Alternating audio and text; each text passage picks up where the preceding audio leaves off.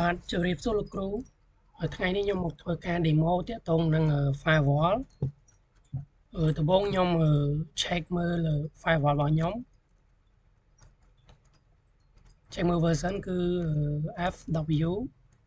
UFW.version នេះគឺជា version របស់ firewall FW របស់ខ្ញុំតមកទៀតខ្ញុំធ្វើការ check មើល service របស់វា sudo systemctl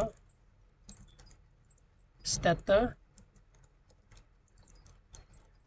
UFW នេះវា password របស់ខ្ញុំចឹងមានន័យថា service របស់វាគឺបាន active ហើយចឹងខ្ញុំនឹងធ្វើការបើកនៅ firewall របស់ខ្ញុំបន្តិចទៀតខ្ញុំនឹងធ្វើការ test ទៅលើ ASH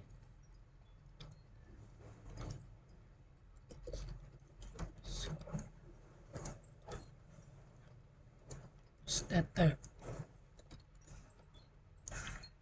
នេះខ្ញុំធ្វើការ check ទៅលើ status របស់វាគឺ inactive ចឹងមានន័យថាវាអត់ដំណើរការទេចឹងខ្ញុំធ្វើការបើក sudo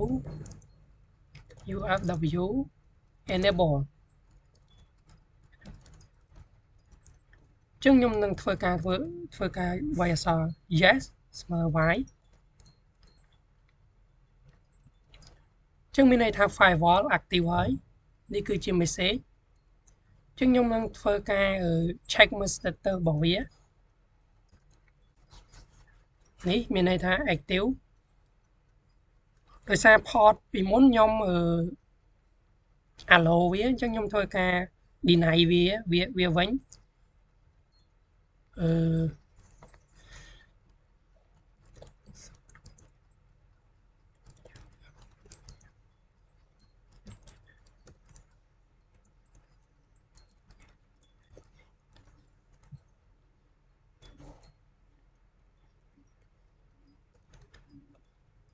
ខ្ញុំ deny ហើយអញ្ចឹងខ្ញុំសាកធ្វើការ ASH មួយទៀតនេះគឺជា git ខ្ញុំបើក git មួយទៀតអញ្ចឹងខ្ញុំនឹងធ្វើការ ASH នេះឈ្មោះរបស់ខ្ញុំនៅពេលដែលខ្ញុំ deny វាឬមួយក៏បើក firewall វានឹងវាមិនអោយទំនាក់ទំនង ASH ចូលទៅកាន់ Linux របស់យើងទេអញ្ចឹងខ្ញុំធ្វើការកំណត់ permission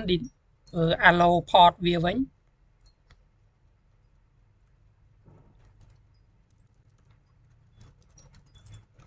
allow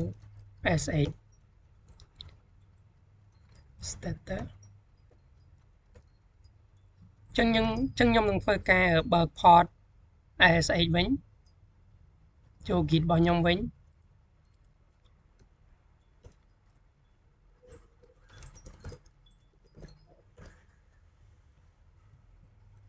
ចឹងខ្ញុំធ្វើ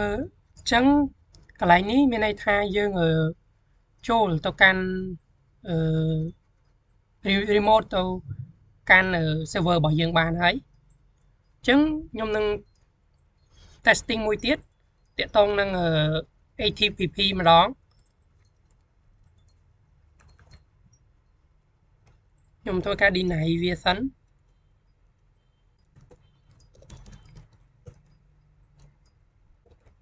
ខ្ញុំសូចឹងខ្ញុំ deny វាហើយដោយសារអីខ្ញុំមាន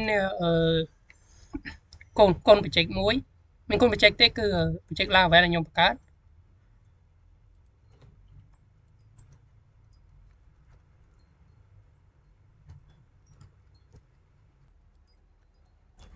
ខ្ញុំចូលមក file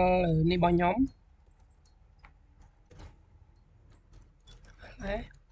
នេះគឺជា Laravel ដែលខ្ញុំបង្កើតអញ្ចឹងខ្ញុំធ្វើការ test ទៅលើ Windows វិញខ្ញុំធ្វើការ host name ដើម្បីយក IP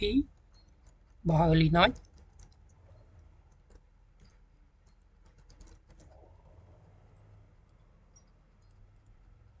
ខ្ញុំ copy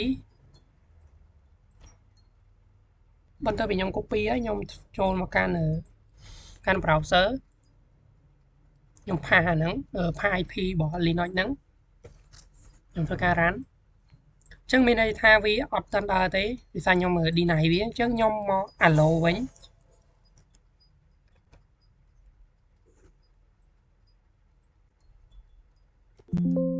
sudo ufw allow http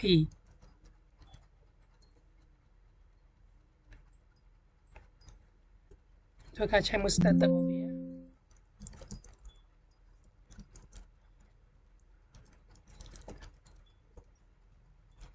ចឹងខ្ញុំ allow អស់ហើយចឹងខ្ញុំមកធ្វើការ run វាសាថ្មីនេះគឺវាដើរចឹងធ្វើការងារទាក់ទងនឹងការ demo firewall បានបញ្ចប់អរគុណលោកគ្រូ